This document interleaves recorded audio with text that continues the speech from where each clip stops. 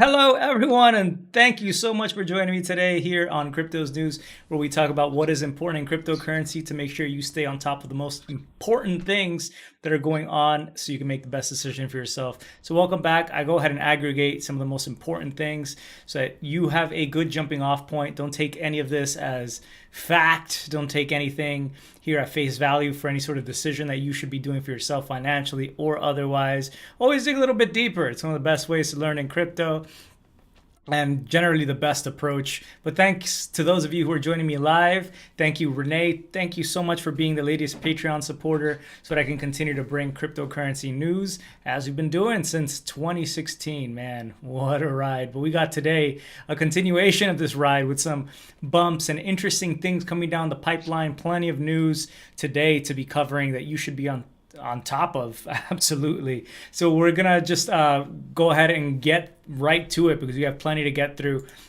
Just wanted to give those thanks as always. Thank you guys for joining me. What's up, 10 pence? Justin C. When is the flippening coming? I don't know, actually, Justin. I'm hearing it could be coming soon, since especially now we're hearing about how the White House might not be so friendly to crypto mining. Proof of work specifically, that could impact Bitcoin. You have the potential for Mt. Gox, Bitcoin being dumped. You have an Ethereum supply reduction that could take it to the moon.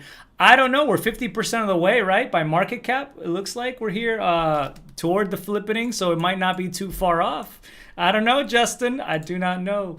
Let's take a look at CoinGecko. As you can see there, yeah, you can see that we're more than 50% of the way by market cap to the flippening. I don't know if we'll stay there, but it's fun to look at.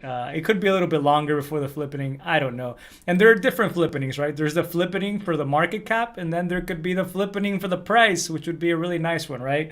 If we were to pass $20,000 Bitcoin or $20,000 and Bitcoin just stayed there, that'd be pretty nice. We actually had a scenario where Bitcoin dropped below 19,000 recently. So it has not been holding up as well as Ethereum, but a lot of that, I think, as I've been saying, is due to the merge hype around it. But just like when EIP 1559, a lot of folks expected that when that Ethereum improvement proposal was going to go through, that there was going to be a big dump of Ether. So people were expecting to sell the news for that event. That was something that was going to be changing the way that fees work on Ethereum and resulting in fees being burnt, a lot of the fees being burnt on Ethereum. And so people were saying, it's all hype, we're going to sell the news. And it just did not happen. So that was not sage advice necessarily. And at the same time, we do not know what's going to be happening going into next week with the big merge. Personally, I'm exactly where I need to be right now. And I'm not planning to trade around it. I would be very careful if you're trying to just get ETH proof of work coin and hoping that you get this forked token. That's something, as I've said before, that could be a security risk.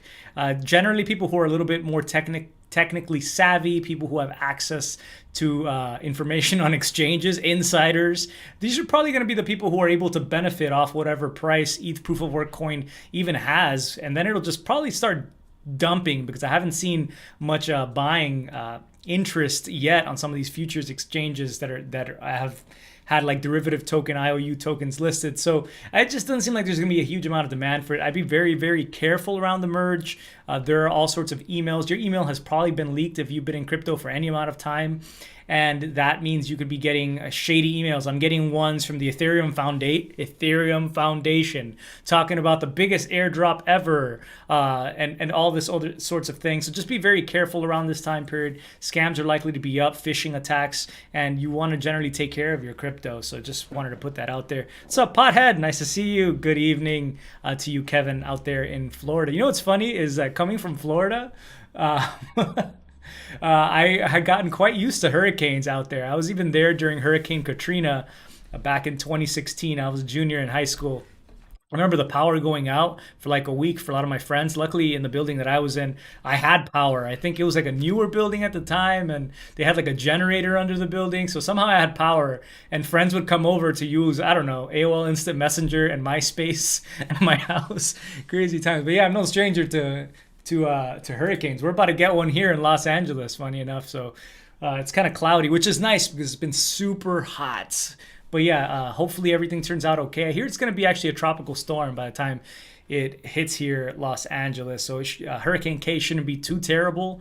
I just hope my car doesn't flood or anything like that. That would be nice. But yeah, when we're looking at the prices, to jump back to crypto, you can see it's been a lot of volatility. We had just over the last 24 hours about $123 million worth of leverage positions get liquidated because of these huge moves. We saw drops, climbs. It's just been like a roller coaster right now. You have Bitcoin at $19,323, Ethereum at $1637, but pretty much flat for the most part today, as the drop that recently happened was pretty much recovered. So nothing too major to talk about there. We still have the fear and greed index sitting at a 20. So no change from last week when we were at a 20. It's just been predominantly uncertainty, and no one can really tell you what's going on. We do still seem to be following macro for the most part, or what is being said that affects stocks.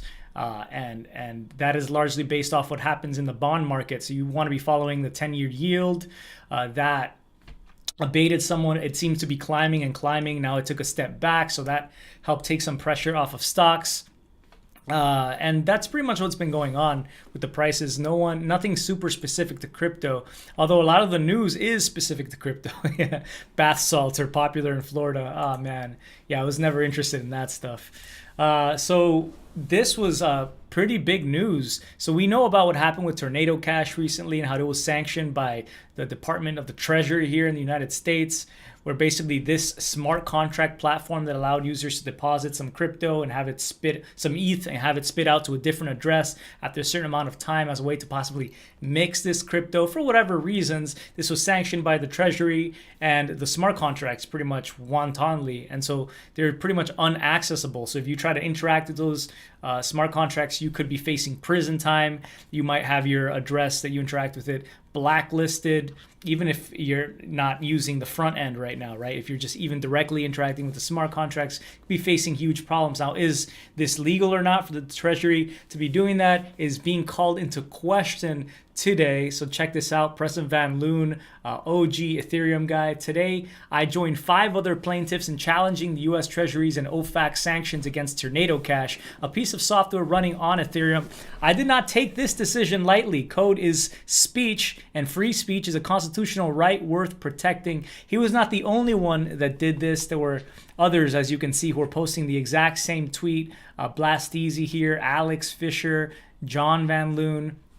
And then we had a blog post put up by Coinbase, who is funding all of this. You're going to be taking care of the legal fees. So today we're announcing that Coinbase is funding a lawsuit brought by 6 people challenging the United States Treasury Department's sanction of the Tornado Cash smart contracts and asking the court to remove those smart contracts from the U.S. sanctions list. Tornado Cash is an open source piece of software running on the Ethereum blockchain that preserves privacy by allowing users to deposit from one crypto address and withdraw them using a different crypto address. Last month, Treasury sanctioned the Tornado Cash software because it was being used by criminals, including North Korean hackers. We have no issue with the Treasury sanctioning bad actors, and we take a hard stance against unlawful behavior, but in this case, Treasury went much further and took the unprecedented step of sanctioning an entire technology instead of specific individuals. The problem here is twofold. One, there are legitimate applications for this type of technologies, and as a result of these sanctions, many innocent users now have their funds trapped, as you'll see in a moment, and have lost access to a critical privacy tool. And 2, we believe the Treasury exceeded its authority given by Congress by sanctioning a technology. At Coinbase, we've been fighting illicit activity since the very beginning, and while we share the Treasury's commitment to fighting crime, we believe this action harms innocent people and threatens the future of DeFi and Web3 specifically. Obviously, Coinbase wouldn't want DeFi and Web3, especially like Web3 being attacked, because that is what they're basing a lot of their business model around, is more and more people coming on board and embracing Web3, this new way of interacting where you have self-sovereignty and wallets, and you have crypto assets, for example, that are native to this new form of the internet, kind of currencies, rather than being tacked on.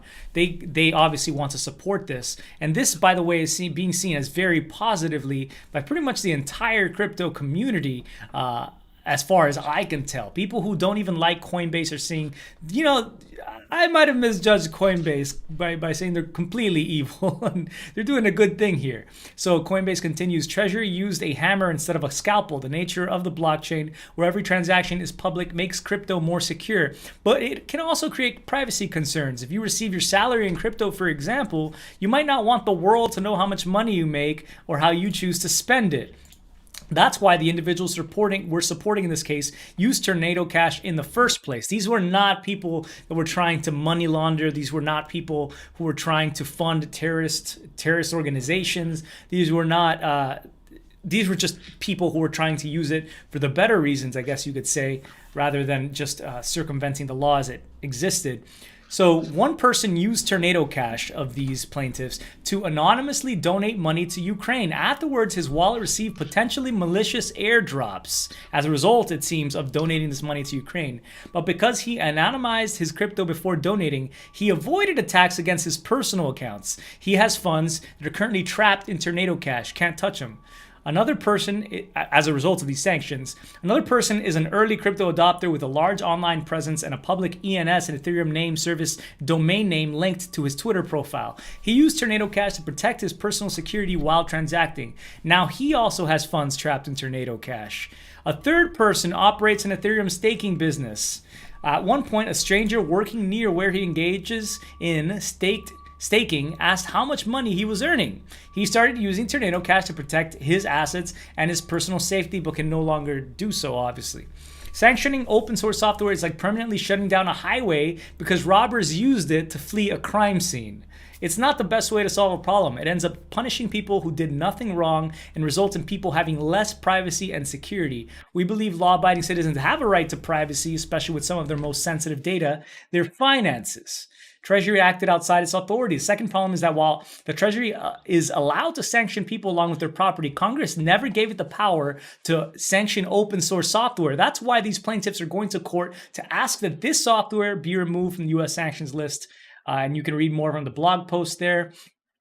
Finally, sanctioning open source code has a chilling effect on innovation. Right now, developers are worried that they could be held responsible for something they had nothing to do with and no ability to control. At a time when we should be encouraging innovation, this kind of fear and uncertainty will do the opposite, making developers wonder if by pushing the industry forward, they could be putting themselves at risk. As one of the largest companies in crypto, we have a responsibility to defend the crypto industry, says Coinbase, against actions that go too far and treat crypto on an uneven playing field. It's not enough to say we just disagree and sit on the sidelines. That's why we're funding and supporting this lawsuit. We will fully comply with the law while we await the court's decision. But we're hopeful that these sanctions will be reversed, allowing innocent crypto users to regain access to their funds and making it possible for anyone to use privacy tools to protect themselves. So I think it's a pretty damn good job to see that Coinbase is helping to fund this type of stuff because, again, not again, but in this case, the Treasury may have only had the ability to sanction persons, which could be some sort of entity. It could be a natural person. It could be a citizen, but they don't have the right to censor math, to censor smart contracts, as far as we know, especially if they're of an open source nature like this.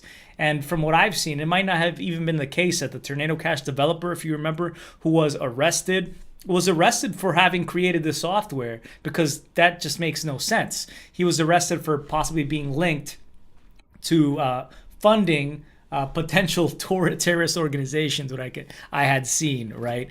And that was why he had been arrested. Although I haven't seen that the charges have come out just yet. Thanks, Salim. I'm glad you're enjoying the show. Really nice to know that. Sup, Derek? See you guys rolling in. Curb Shifter, always appreciate you around. And yeah, L is out here helping to moderate the chat, keeping the spammers and the bots at bay. Love it.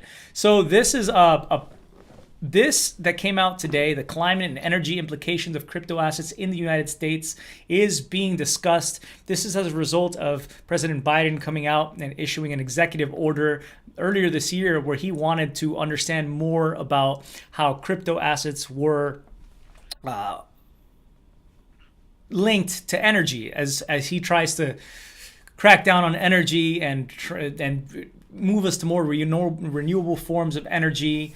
And obviously crypto with proof of work and everything else being quite a position when it comes to energy. So as you can see here, they actually give us some data as to how much energy potentially cryptocurrencies even consume. So I'll show you guys a summary here of this. The U.S. national, and this, by the way, could result in some stuff. For example, Bitcoin, possibly the mining for it being banned in the United States as a result of this, which is just kind of summary. It's information that was dropped on Biden's desk because he wants to understand more, so that way he can see how the executive branch and his own administration can proceed to go forward in regards to regulating things like mining, for example, in the United States. So the U.S. National Climate Assessment and Intergovernmental Panel on Climate Change show that reducing global anthropogenic greenhouse gas emissions to net zero by mid-century will prevent the most severe damages to human health, ecosystems, and infrastructure.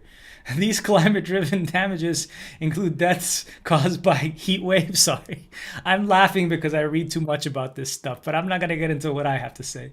Yeah, caused by heat waves, loss of forests, homes, and infrastructure from increasing wildfires, flooding and extreme weather events, property loss, damage to roads, bridges, public transit systems, and energy system, inundation of coastal areas by sea level rise and storm surges, droughts, damage to crops, and other harms to ecosystems that sustain people. The damages intensified by climate change are not borne equally. Underserved communities are often disproportionately burdened with the most severe impacts from climate change. Climate change is expensive. In 2021, climate disasters cost the United States $145 billion. Climate change also poses risks to taxpayers. I'm pretty sure you just said that, right? Because the taxpayers are the ones who are paying for this stuff. The federal budget and the federal facilities. Without increasing action, climate change could reduce U.S. gross domestic product by 3% to 10% and U.S. federal revenue by 7% annually by the end of the century. The United States is committed to combating the climate crisis and reducing GHG emissions by 50%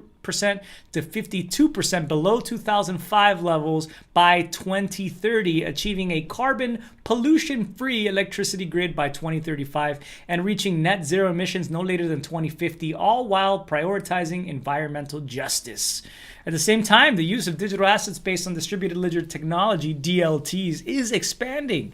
Digital assets are a form of value represented digitally. As an emerging technological innovation, digital assets have provided some benefits and value for U.S. residents and benefits, at least they acknowledge that much, and have the potential for future benefits with emerging use cases. Crypto assets are digital assets that are implemented using cryptographic techniques and have a total current global market cap of nearly $1 trillion. However, some crypto asset technologies currently require a considerable amount of electricity for asset generation, ownership, and exchange. Electricity usage from digital assets is contributing to GHG emissions, additional pollution, noise, and other local impacts, depending on markets, policies, and local electricity sources, yada, yada. We're committed to this, committed to that, some questions that we're going to be exploring here. And so on and so forth. Let's look at some of this data. From 2018 to 22, annualized electricity from global crypto assets grew rapidly, with estimates of electricity usage doubling to quadrupling in that 4-year period. As of August 2022, published estimates of the total global electricity usage for crypto assets are between 120 and 240 billion kilowatt hours per year, a range that exceeds the total annual electricity usage of many individual countries such as Argentina or Australia. This is equivalent to 0.4% to 0.9% of annual global electricity usage, so almost 1% perhaps of the global energy consumption, they're saying, and is comparable to the annual electricity usage of all conventional or non-crypto asset data centers in the world. The US is estimated to host about a third of global crypto asset operations, which currently consume about 0.9% to 1.7% of total US electricity usage. So they go on to say that the majority of this, of course, is from Bitcoin, which has the share of this.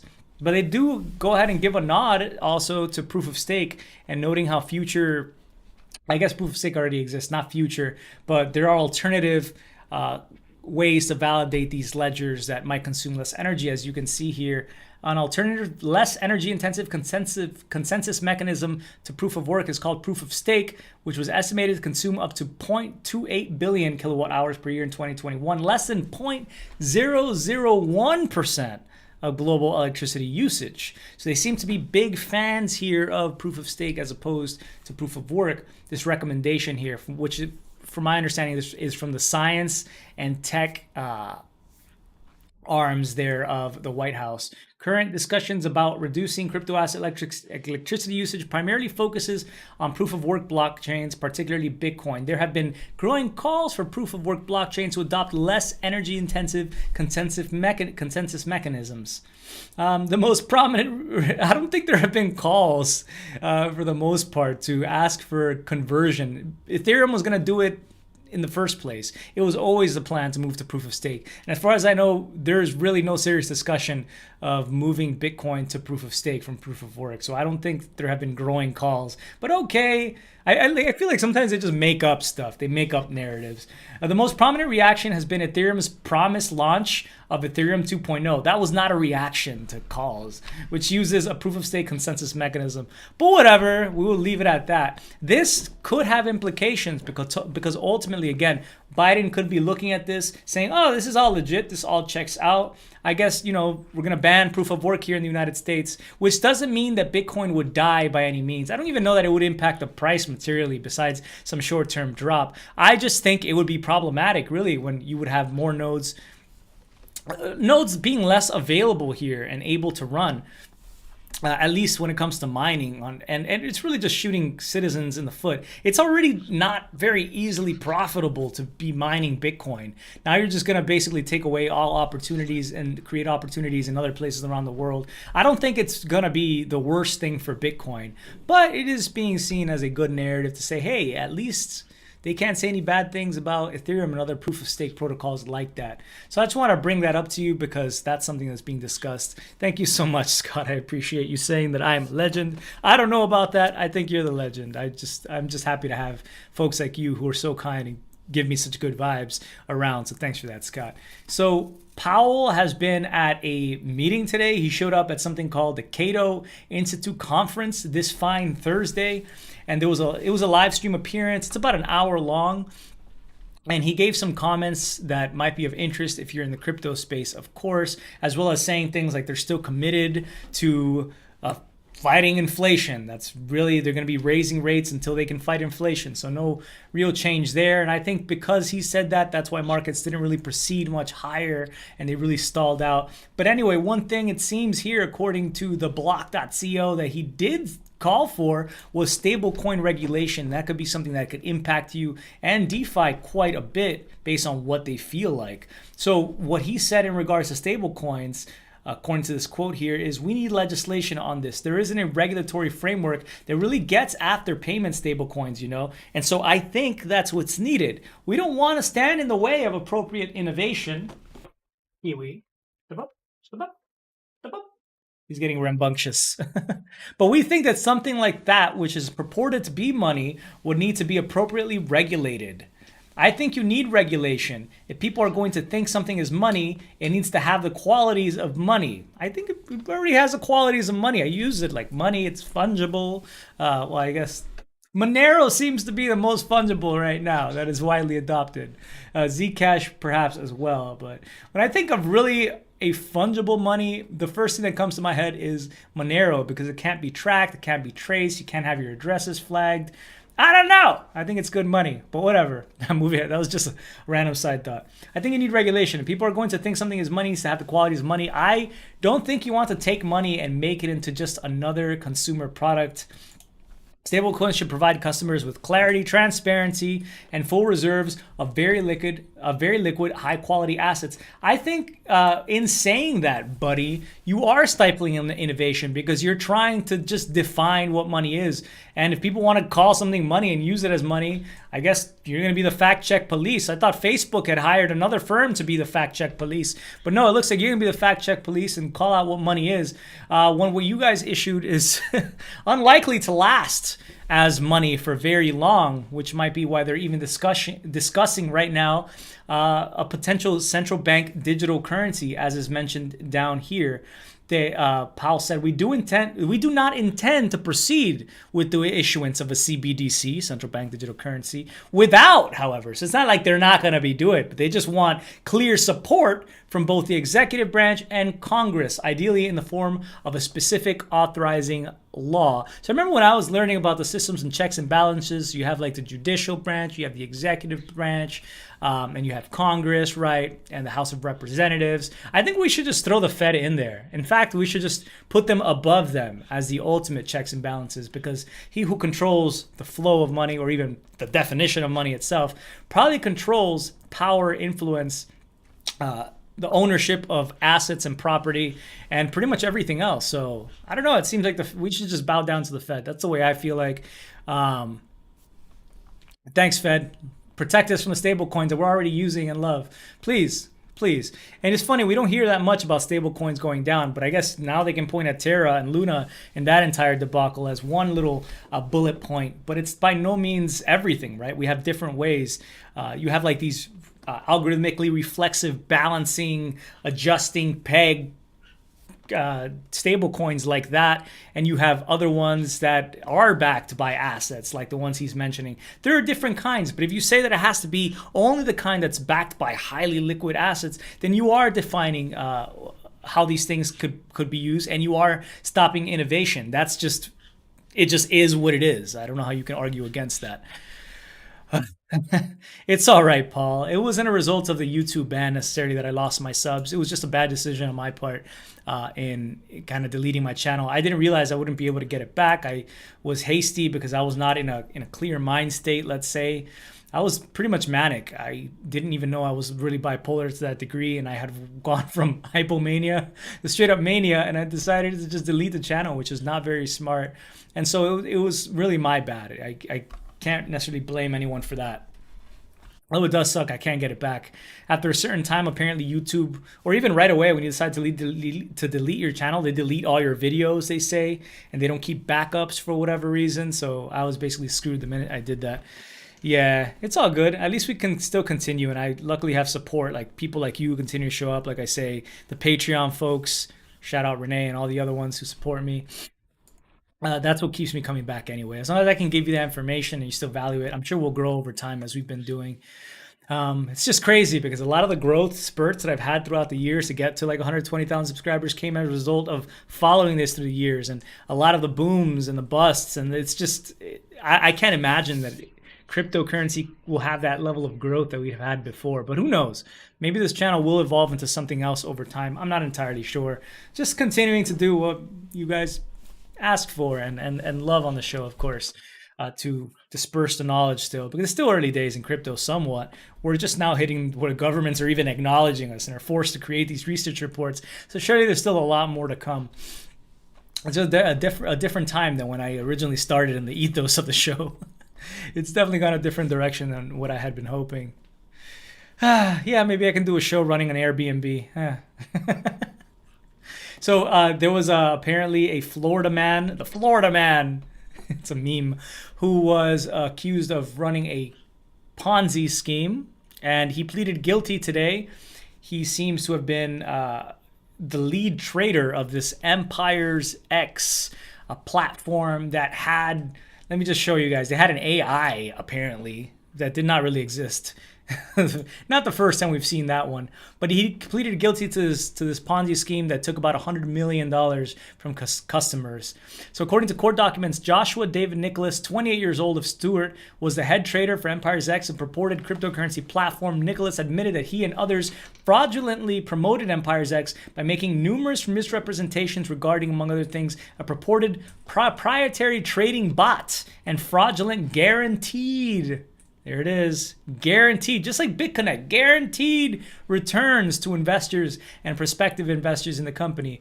Nicholas and his co-conspirators claimed that Empire's X operated a trading bot that used artificial and human intelligence to maximize profitability for investors. So anytime anybody tells you that something's guaranteed to go up only, like something called PAMP, for example, if anybody tells you anything has up only, you basically should just ignore anything else they ever have to say. Or guaranteed returns. There's just no such thing.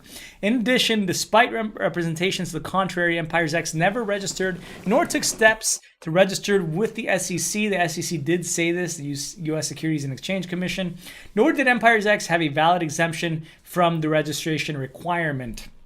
So he pleaded guilty to one count of conspiracy to commit securities fraud and faces a maximum penalty of 5 years in prison. Not that long compared to his buddies, who seem like they may be going, the actual founders of this, so not just the head trader, but the founders, Pires and Goncalves, who seem to be Brazilian citizens, fled the country earlier this year as the collapse of the scheme began to happen. You know, it's a classic scheme where, yeah, there's a trading bot, so keep depositing money here, guaranteed returns, but they're paying they're paying earlier depositors who are trying to withdraw with later depositors who are just entering the platform. So just a classic Ponzi scheme seemed to be what was going on here. But both of the founders, Brazilian citizens, just fled for Brazil, and they're currently being sought because they each have been charged with one count of each of conspiracy to commit wire fraud and one count each of conspiracy to commit securities fraud, and they face up to 45 years in prison. So I think it's safe to say they probably won't be coming back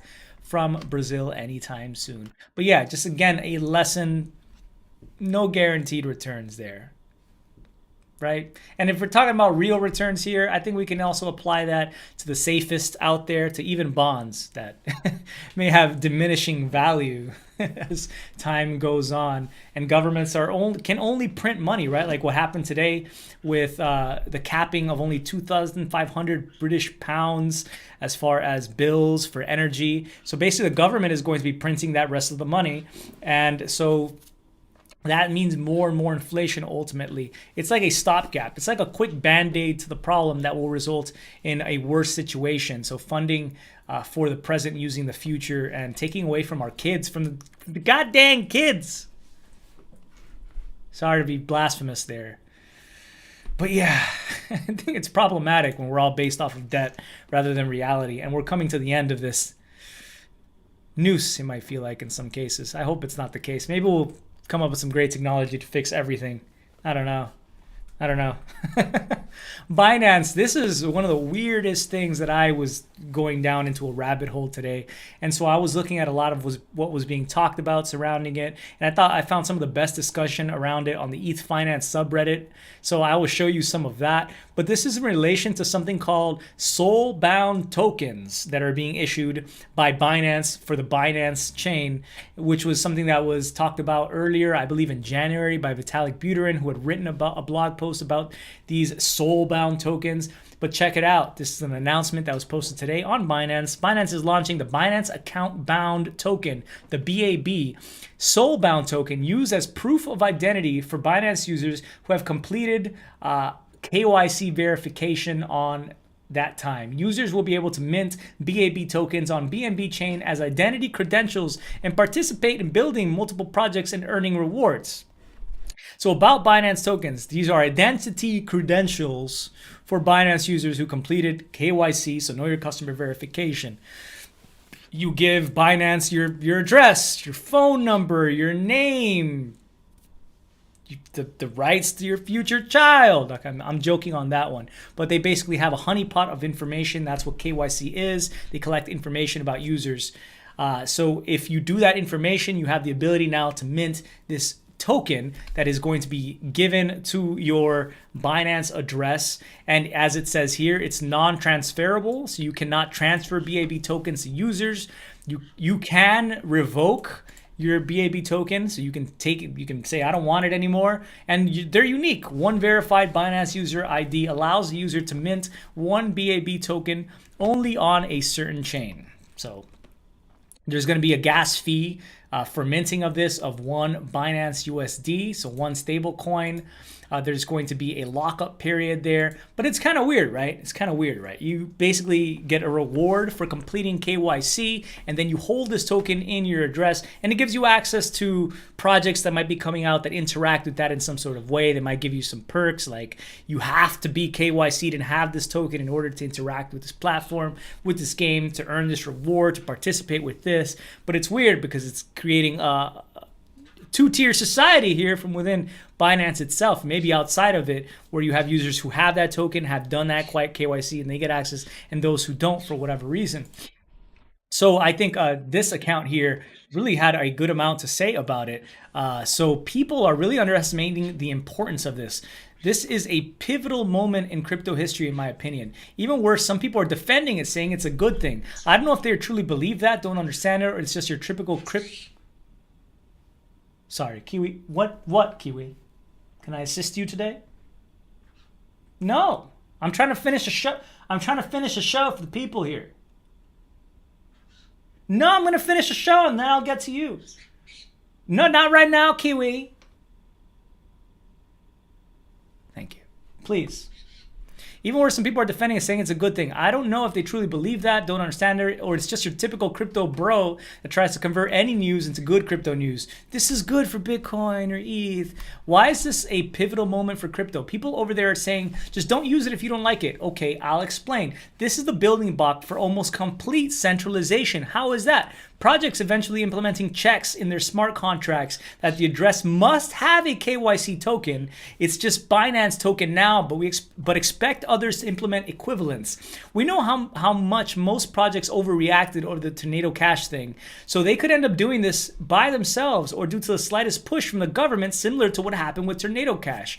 Oh, and there starts the slippery slope with the typical copium. Oh, Uniswap version 4 requires KYC token. I just use Uniswap version 3 if you care about that stuff. Oh, Uniswap version 3 front end requires KYC token. Just interact with the smart contract lols and don't use Infura RPC nodes. Oh, Uniswap version 3 smart contract is now sanctioned and you can go to jail if you interact with it. Well, just use Uniswap version 4 like everybody else. What are you, some kind of criminal? And once KYC checks and smart contracts become commonplace, the government can say, oh, did this guy misbehave? I'll tell Binance to revoke his KYC token. Now his crypto is frozen for all intents and purposes. It's as easy as freezing a regular bank account, which is basically almost complete centralization. You need the blessing of Binance. etc., and governments that pull their strings to actually use your crypto. Of course, you might say I'm just being paranoid and just wildly speculating, but we know the direction the world is going. 1984 is a joke compared to the surveillance we have these days. I'm highly convinced that long term we'll end up with something like I mentioned. One, I'm using Uniswap as a hypothetical example. There are no current plans for Uniswap that we know of to do anything like this. Kiwi, you're gonna get banned from the show, man. No, it's quiet on the set. No, it's quiet on the set, Kiwi. You're going to get banned. No, I'm not having this discussion right now. One more time, man. One more time, man. Anyway, there could be some benefits, I guess you could say, out of this token. Although I have to admit, I kind of vibe there with that account that starts with a D, DWDWFEEFW. It seems like a crypto address, but I kind of vibe with a lot of what he had to say there. But I always like to present both sides and be as objective as possible when it comes to something that could be as complicated as and complex, I guess you could say, as a subject as this, as to whether it's right or wrong to issue this, morality of it, so much. Anyway, Demetrius had said, alternatively, these centralized KYCs, soul-bound tokens, or SBTs, could also turn out to be a critical component in bootstrapping decentralized SBTs, have DAO governance, airdrops, etc., who need Sybil resistance, so to stop spam attacks, to make sure that every account is in fact unique. You could use these accounts to have these soul-bound tokens to say, yeah, they did the KYC. That's one real person. That's not a bot. That's not multiple bots. And it could be useful in that kind of way. Sybil resistance. First use Binance's thing, perhaps, and then you got a DAO full of provably unique people with the unfortunate trust in Binance's process, of course, but that trust should be minimized everywhere it can. Maybe sacrifice some Sybil resistance by allowing entry to anyone who owns either a Binance or KYC'd SBT from any of the DAO's approved lists, so that Binance doesn't have to unilaterally control and gatekeep things. Can also use zero-knowledge proofs to prove you own a Binance SBT while breaking the link between your KYC'd SBT and your identity as a participant in the DAO's governance. You could show proof that you have this thing, but not necessarily link it to anything else, even from Binance's point of view. Then have the DAO issue its own SBT, soul-bound tokens, and then other smart contracts and DAOs can use that SBT instead of Binance for the Sybil resistance needs. We now have decentralized and unstoppable SBTs. Now instead of money Lego, we got reputation Lego, since it's all composable. The most obvious example of reputation is people to issue them their own SBTs and bypassing Binance altogether. Then each DAO, DApp can tackle on reputation and use the reputation issued by other DApps to fit whichever need they have for their specific use cases. I wrote this after thinking about it for less than 5 minutes, so you can imagine what others are already thinking about in relation to products around these SBTs. It's just one random course of action with lots of but what about counter arguments? Every solution will come with its own benefits and trade-offs. And just like we've seen in the DeFi world, there will be plenty of experiments about these trade-offs, etc. My point is more that ultimately it's still up to those who care to develop and use these alternative non-1984-ish solutions with a focus on open source code and permissionlessness if we want a proper DSOC world. It's also why a neutral public blockchain is so important. Centralized KYC'd crap will always make its way on top of that decentralized base layer, but a decentralized thing can't really be added on top of a centralized base layer. I guess in this case you might be able to pull it off. And also this comment here by scientist, I like it. I said, do I like soul-bound tokens being used as a proxy means of KYCing non-custodial wallets? No. Do I think CeFi builders should have the absolute right to build and ship this product and for users to use it if they're okay with it? Yes. If there are enough builders and users who fully value permissionless dApps, there will be a thriving ecosystem of that. If most users don't value full permissionlessness and are okay with some of the benefits, ease of access from anywhere in the world, 24/7 markets, liquidity, etc., and are okay with some of the drawbacks, CeFi control over their wallet, well then the dominant use cases will reflect that. We can't and shouldn't be ideologically prescriptive. That we'll leave that to the Federal Reserve and the White House to do. Fascists! I can't say that on YouTube, so I take that back. It's up to you to decide whether I think that or not.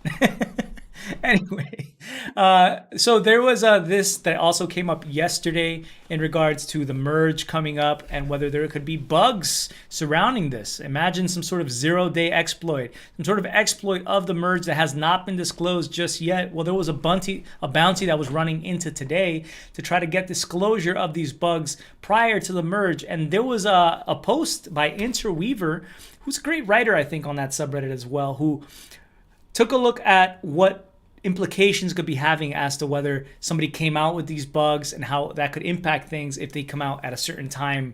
For example, they came out today, or they came out and tried to get that bounty, or they came out after the merge. So I'll show it to you guys. Although so far I haven't seen any sort of critical bug being disclosed, so we're already moving further down this list. So the risk of the merge are actually not entirely instantaneous. At the moment of the merge, plenty of things could go wrong, but one of the most concerning issues that could happen at any time would be an unrevealed vulnerability being revealed. But there are really 3 times that this could happen between now and tomorrow. Again, this was put up yesterday, so like today, I believe. I'm not sure if it's actually over yet. I'll have to check.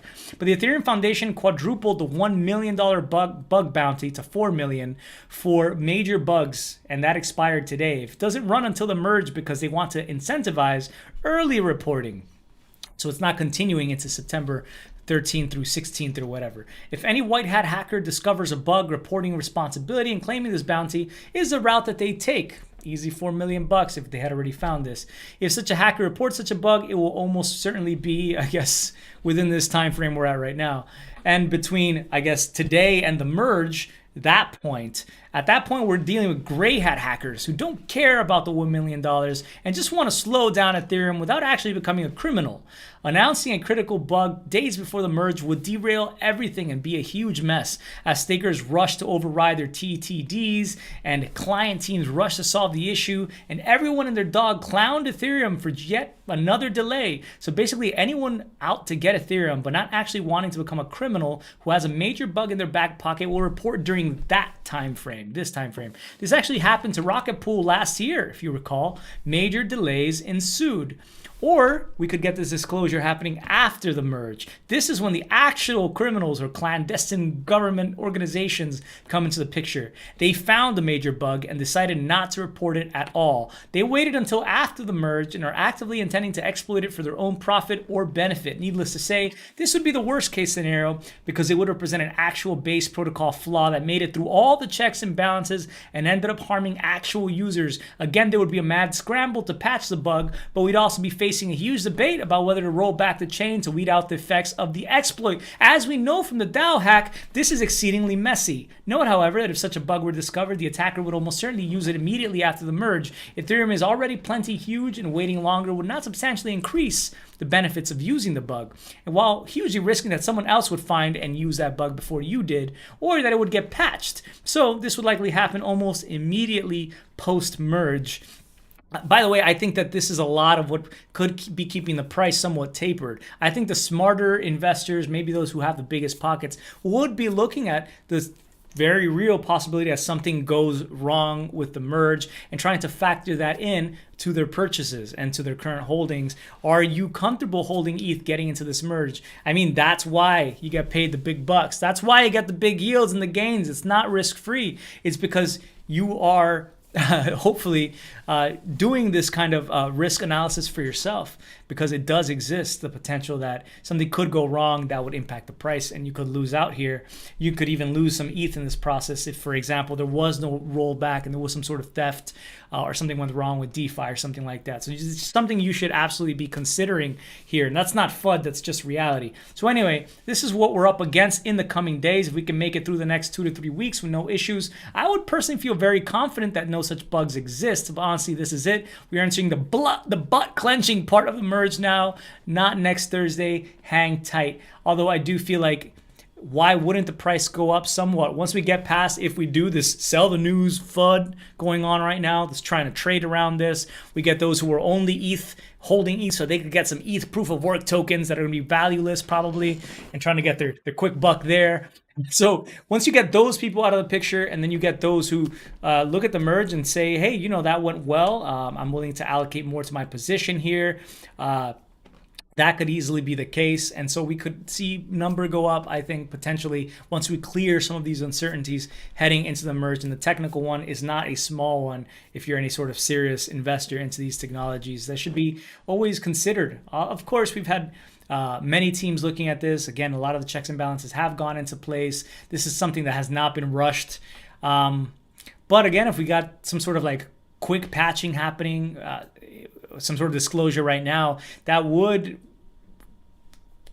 be a cause for more concern heading into the merge right now, and could impact the price materially as well, if that's something you care about. So just want to bring that up so that you're aware of that. I think that's part of the reason also heading into all of this is why you're seeing like a discount between the CB ETH and ST ETH and RETH and the actual Coinbase, and I'm sorry, and the actual Ethereum tokens. You have these derivative tokens, and then you have the actual token. I think one of the best opportunities that you could take if you really believe that Ethereum is going to have a successful merge, is going to allow for withdrawals in a timely manner, is going ahead and buying something like the CBF token, the Coinbase token, because it's actually worth more than 1 ETH fundamentally, because it also factors in the yields of Coinbase's staking that the network has been giving Coinbase. So it's actually technically worth more than 1 ETH, one of these tokens, but it's trading at a discount of almost 10%. So I know more people are interested in scooping up these tokens because they're like, hey, I wasn't going to sell that ETH anyway in the first place. Or I didn't need that money right away, but I'm willing to get that 10% bonus. Of course, if you're just looking at fiat, that's something to consider as well, whether you think the price is going to be higher by then or lower. I know where I stand in regard to that personally. I feel like by that point, it definitely, as we get to enabling withdrawals and people begin to realize there's not going to be a huge flood out there. There's going to be a queue to withdraw. I don't see why there would be a huge mass exodus from something that pays you some sort of stable yield. It just seems unlikely to me that there would be a huge price crashing that could happen at that point. But that's, of course, my opinion. It's up to you to make your own, do your own diligence and make your own assessment of that situation. So I thank you guys so much for joining me here. Hey, Aviral, glad to have you back as well. Longtime listener. Thank you. I'm glad you found us here on the new channel, man. And anyone else who I didn't have the opportunity to notice your comment, I do appreciate those. You can feel free to drop them as a comment after the live stream. And I do read all my comments, even if I don't get a chance to respond to all of them. Sometimes I can be a little bit overwhelmed. I do get like DMs all over the place on Reddit, on Twitter, on YouTube, and sometimes it's for peace of mind. I have to just like say I'll leave that for tomorrow, and sometimes I don't get around to it. So I apologize if I haven't been able to. But if it is something pressing, reach out to me more than once, and I'll try to respond how I can. So take care, everyone. Thank you so much for the support. I'll leave you with this quote of the day. Maybe that's why life is so precious. No rewind or fast forward, just patience and faith, by Christina Marrero. I like that, right? Just patience and faith. That's what gets us through every moment in a way. Things always change. It seems like life is just a bunch of loops. It's more of like loops that eventually spiral into something else.